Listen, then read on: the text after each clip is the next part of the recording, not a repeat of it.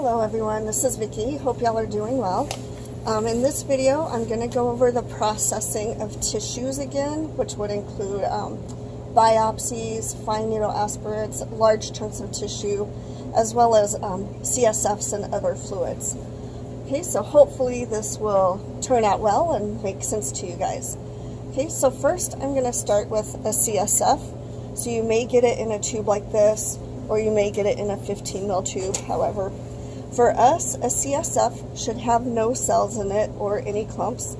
So we typically will just take whatever we get and we'll add our PMI to the top.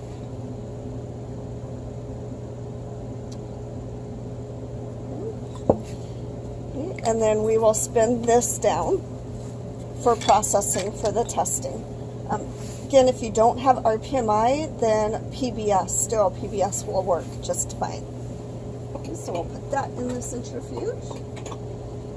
Okay, the other thing you might get is like a pleural fluid, a ascites fluid, eye fluid, anything like that. Okay, so for this specimen, I've already verified the patient name and their accessioning number. You know, always check at least 2 identifiers on the specimen itself with the paperwork you receive to make sure the paperwork and the samples match up. Okay, you also want to verify specimen type. If you receive pleural fluid written on a tube, but the requisition says lymph node, then it could be the wrong patient or the wrong sample that they wanted submitted. So always double check that. Okay, so for us, any fluid or tissue, we're going to filter and then spin before we get a cell count. Okay, so we typically will provide however many labels we need. So this is our case number here. I'm going to add one to a 50 ml tube. And then later on in the process, we'll need a 15 ml tube. So I'll label that. And then we transfer it to a smaller tube to get a cell count and uses our aliquots for testing. So that's ready for the future. Okay. So to start, we're going to open our 50 ml tube and we're going to use a 40 micron mesh filter. It fits inside the lid of the tube. Let me move that where you can see better.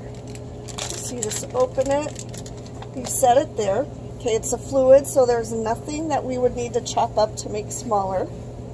Okay, so we'll just open the tube and we're just going to filter it. And unless you know it's a supracellular sample, we filter everything we get for a fluid.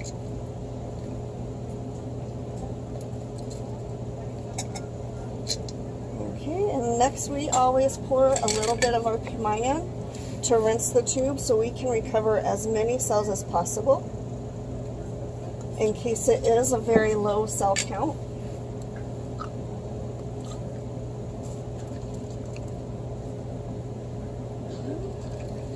So the filtering gets rid of any fibrin chunks or other clots that may be in there, because that would definitely plug up your cell counter and your cytometer.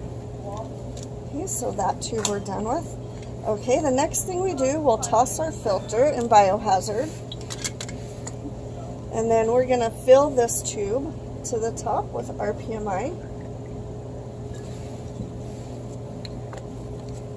Okay, and then this we're going to put in the centrifuge to spin down. Okay, the next one you might get, okay, so here's a tissue. It looks like a few little chunks in there. Again, I verified patient name and accessioning or date of birth, 2 identifiers. Okay, so this is a chunk that's big enough to chop up smaller, so we'll take, in this case, we'll do all of it. If it's a larger chunk, we'll take just a part of it. FNAs, if you see just a long string in there, but you can see it's easy to pull out, we'll pull that out and chop it. If it's a biopsy and just little bits of pieces in there, you're not even sure there's really a sample in there, then you'll just filter that like a fluid. But in this case, there's a chunk big enough to see and to chop smaller, so we will do that. So again, we're going to get our later tubes ready that we're going to need. Okay, 15 mil.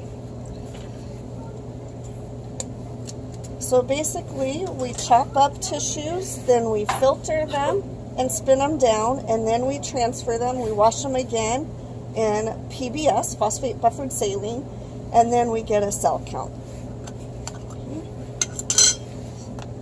This case now, we're going to open the tube. Okay, again, we're going to get a filter.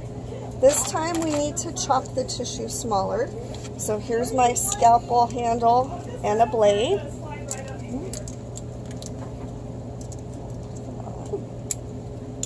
Okay, and we need some forceps and a pipette.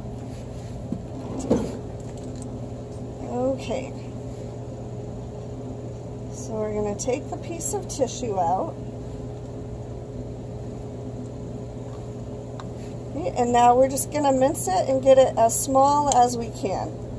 There's no set size or amount of chopping or slicing or mincing you need to do. Just small enough to release the cells so we can get as much cell recovery as possible. Okay, so that's pretty good.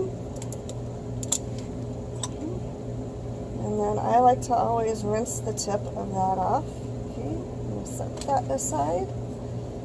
And as always, be careful with the blades. If you accidentally cut yourself, you would need to fill out lab incident report and follow whatever your lab safety protocol is. Okay, so then this is our little blade dispenser.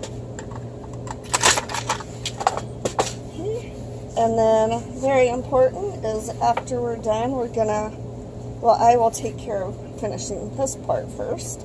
Okay, we're gonna transfer our chopped sample from the Petri dish and strain it.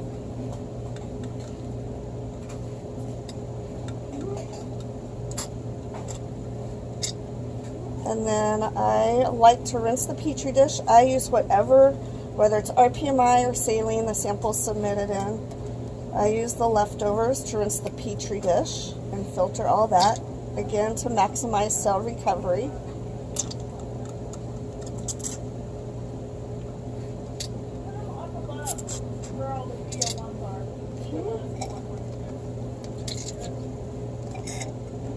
Alright, and then again I'm going to rinse the original tube with a little bit of RPMI.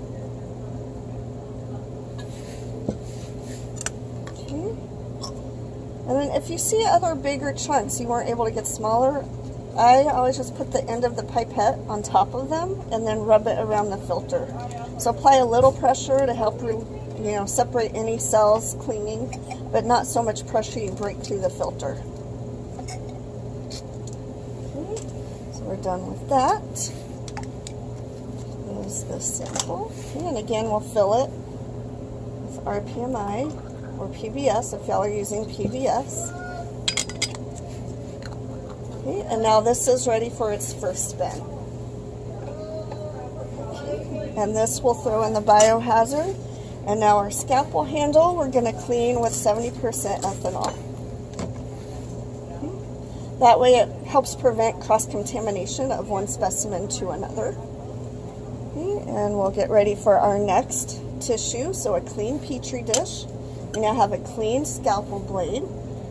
Okay. And now this one, as you can see, that is 2 very large pieces of tissue. There's no need to process all of that because it'll be way more cells than you need. So we're going to just pick one of the larger chunks and chop a portion of that off to process smaller. Okay, again, you could chop it all up, but that's going to be a ton of cells. The other advantage to leaving some tissue unprocessed whenever possible is if there is any question of cross-contamination between samples, you have original sample left to go back to and process more of that and compare results from your second processing to your first. If they match, great, no switch up, but it does happen on occasion, rarely, but it's good to have leftover for confirmation when needed, if that makes sense. Okay, Again, confirming all your sample IDs. Get that ready.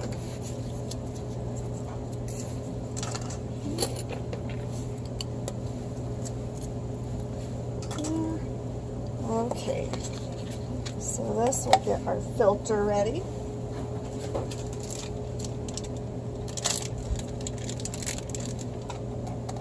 Okay, we're gonna need a scalpel blade, so we'll get our scalpel ready.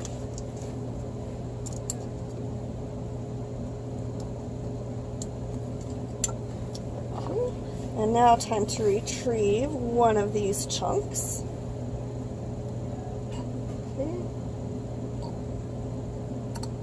Really big pieces are often hard to get caught in the suction of a pipette, so you may have to kind of help it along, pull it out there. Alright, another pair of forceps. So see, that is a very large piece of tissue right there, so I don't want to process all of that. I'm going to cut off maybe a third of that. Okay. If you can dissect it in half, that's great. Just make sure if there's an obvious tumor somewhere, you get the tumor part that you're processing. Okay, so we'll chop the rest of this up as small as we can get it.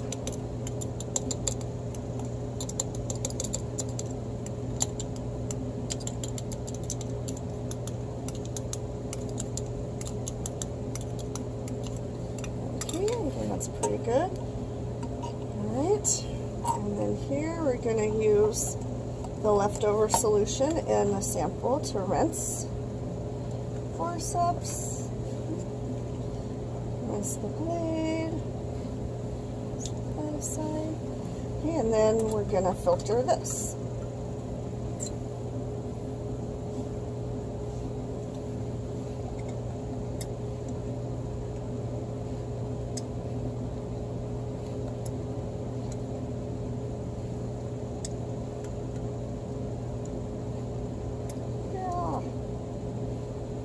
Almost there.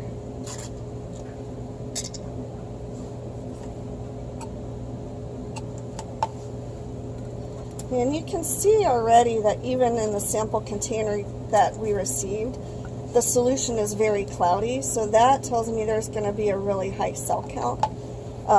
When it's really clear and it looks like water or PBS or not hazy at all, you can guarantee it's probably going to be a very low cell count. And so then you'll have to adjust later down the road on how much you use to set up your tubes.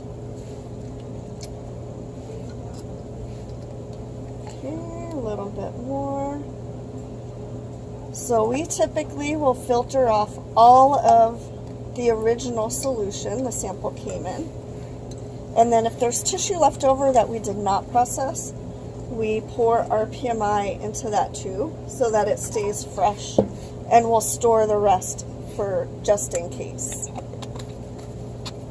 Right, that there. Okay. We're going to get rid of our blade. Okay. We're going to clean that again. This we're going to toss.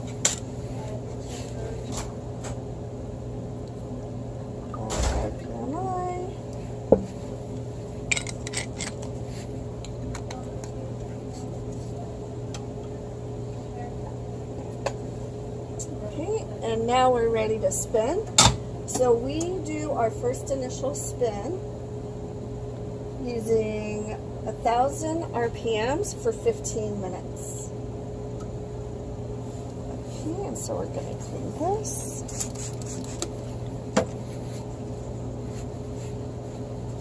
Okay, so that's clean. Toss. Okay, and our forceps, I'm going to put in a solution of Contrad solution, water and Contrad. It's a mild cleaning solution. Also Micro 90 would work.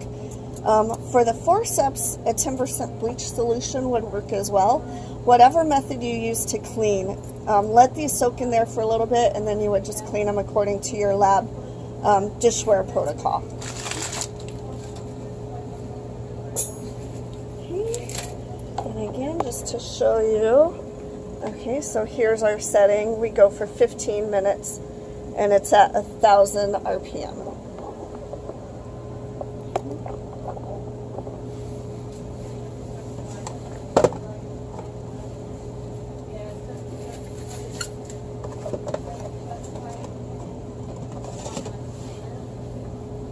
Okay, so now we're going to pretend the centrifuge has finished.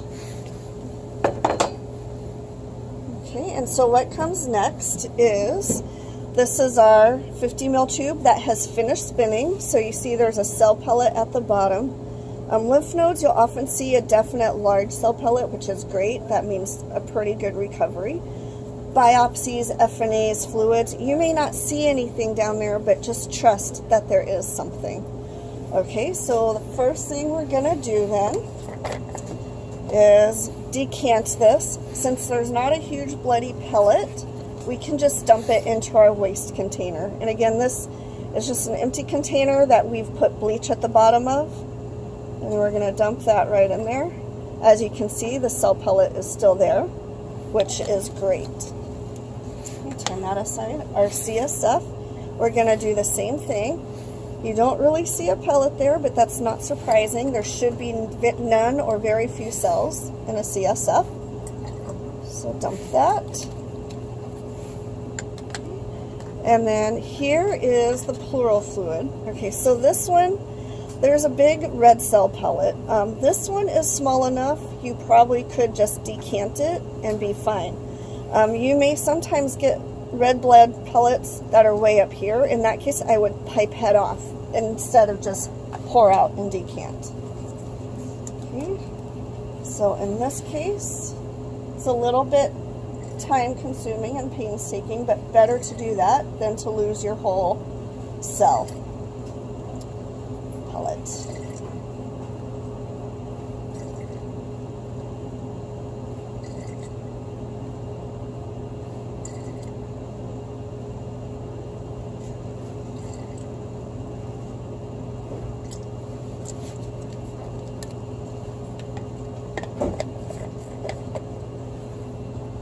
Okay, so actually here's this. From here we're going to go to the 15 mil tube. Okay.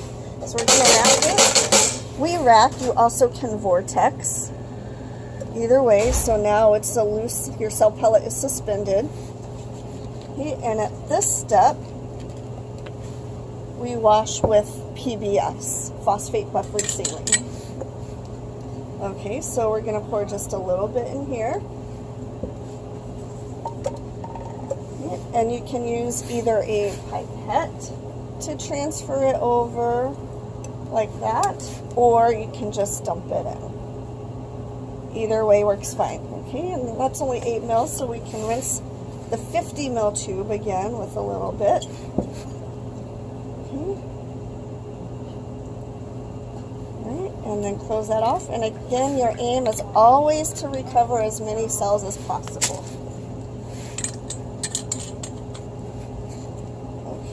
So now, once it's in the 15 mil tube, we're going to centrifuge this again, but this time only 10 minutes at 1,000 RPMI.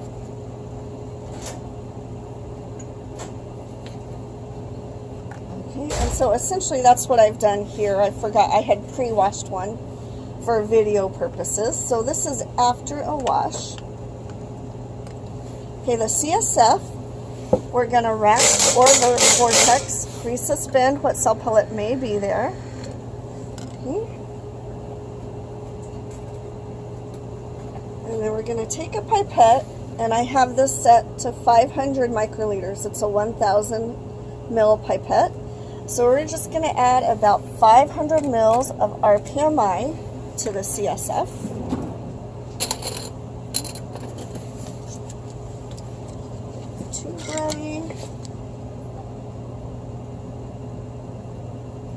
I thought I was all prepared for this video, but I always forget something, don't I?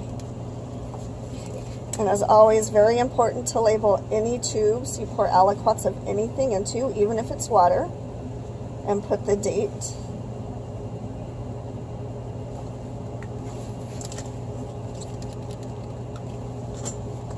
Okay, so now for this CSF, yeah, we're going to add 500 microliters of RPMI. Close it up, vortex it, okay, and then from here, you would make a cytospin. Okay. So take a slide. This one is, you would write your accessioning number, the specimen type, if it's an A1, A2, whatever labeling system you have, and the date. Okay. And then we have a cytocentrifuge, so hopefully y'all have one there as well. If not, however y'all make slides for tissues or for CSF evaluation, you know, usually hematology if no one else has one. Okay, so a filter there. And then we add a drop of 10% bovine serum albumin and PBS. One drop to that. Okay, and a CSF, we do not get a cell count on, because again, there should be no cells or very few cells in it, so it's a waste of sample. Okay, and then you add, in this case, 2 to 3 drops of specimen in the slide. Okay, and then we'll put that in the cytocentrifuge, spin it, and then we right stain it and look at that slide to correlate the data with the clinical history. Okay. So next, we'll say this fluid was after its second wash. Okay, and so we'll rack that. Okay, and then we're going to transfer it to a 12 by 75 mil tube. Okay, and this one can get tricky. So it's so bloody and it's a fluid, so you don't know if that's a super high cell count or a very low cell count. All right, so what we typically do is we start by adding about 750 microliters of RPMI to this.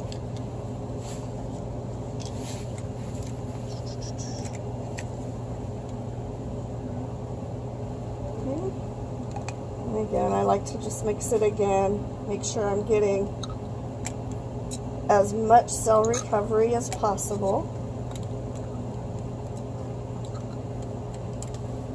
Okay, and I always, before I toss anything and move on, I verify again that I've picked up the correct labeled corresponding tubes. All right, and so again, it's best to work with one sample at a time if you can, but if not, always double, triple, quadruple check your specimen IDs from one container to the next container.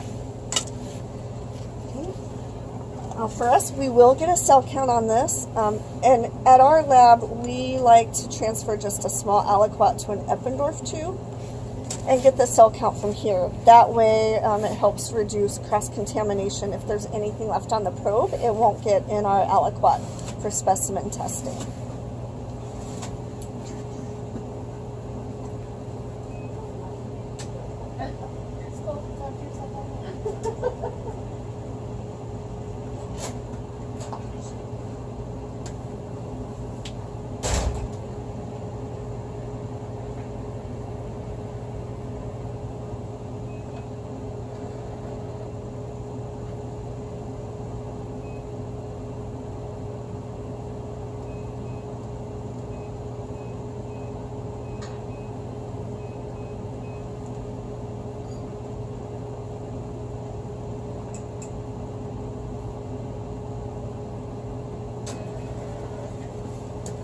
Okay, sorry for the long pause. I went to go get a cell count, so we'll have those results momentarily.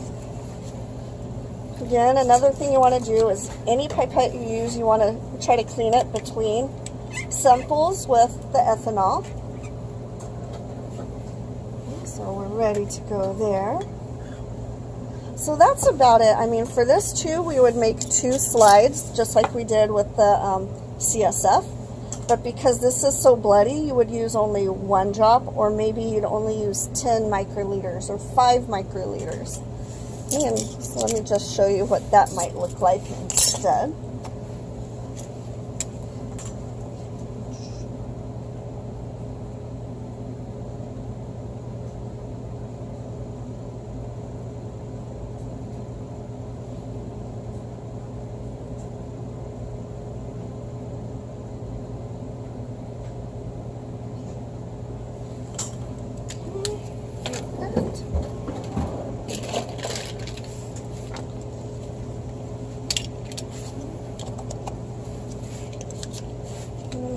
is ready.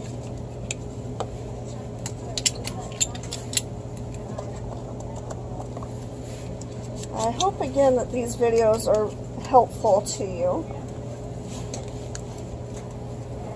Alright, so again, to each one, we're going to add 1 drop of our 10% BS8 and PBS. Okay, so for one of them, let's just do 1 drop.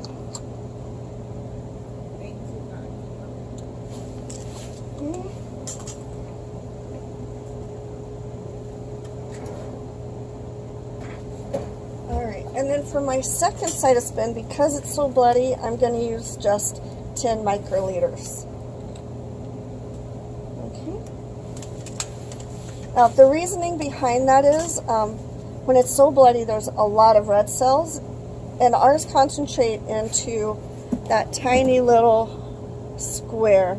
I'm not sure if you can see it on that. Oops. But if you see in here, see that little square cut out? So all the sample is going to go into here when we spin it. And if there's too many red cells, you won't be able to see any white cells that are mixed in. So that's why I use 10 microliters or 5 microliters to dilute out the red cells. True, you wouldn't see as many white cells either, but what white cells are in there will be visible then and not covered over.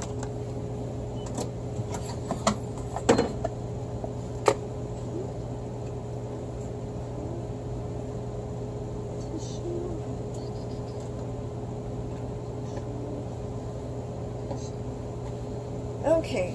So here is this sample after our first spin down, and remember this is the aliquot. Oops, wrong one. Which one is the big chunk? This one is the big chunk. Okay, see? 8346, 8346. The big chunks that we did only a portion of, and look at that cell pellet there. So great recovery. We're going to decant this in our waste.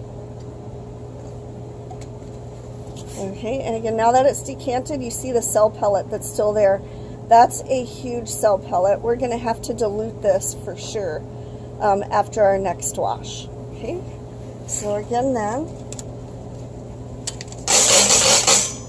take this. We're going to get our next 15 ml tube. Make sure the numbers match. Okay, and those are going to our cytocentrifuge. And this we're going to wash in PBS. Again, you can use a transfer pipette or just pour it from one container to the other, whichever you prefer. And again, for purposes of making this video, I'm out on the open lab bench counter. When you're processing tissues for real, you should be we normally process in a chemical hood, or you should be behind a shield, a plastic shield, or wearing a face shield and glasses to protect from splashing. Okay, so don't ever forget your biosafety rules when you're processing tissues.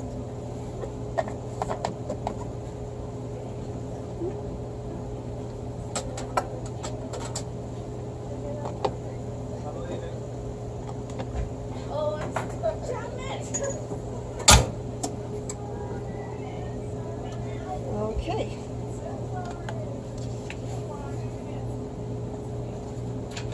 Okay, so for the pleural fluid we processed, okay, here is the white count, and we see that it's 20.9. Okay, and again, as I've told you before, the ideal cell count for a sample to set up is between 5 and 10. So we need to dilute this again to get it down to 10. So you could just add, if you knew how much you added to this, you could just add the same exact amount and go for it, or you could take 500 microliters of this and add 500 microliters of RPMI. Your count should be about 10 then, and then you set up your sample from there. Okay. So I'm going to just go and add the same amount that I had, which was 750.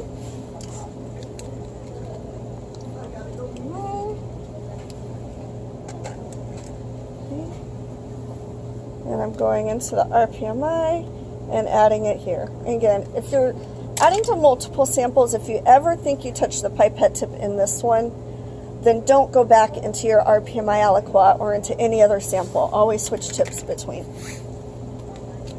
Close that. Close that. Mix it. Okay. And then next what I'm going to do is I'm going to write the cell count on the label. So this one is about 10. Okay, and that way if someone besides me sets up the sample, they'll know here's the white count, they'll know how much sample to use in each tube.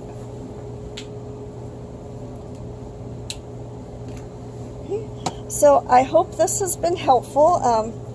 As always, if there's any questions, please let me know. I would love to answer them and help you out. I'll also be sending a modified SOP for y'all to review. Well, hope y'all are doing great, and talk to y'all soon.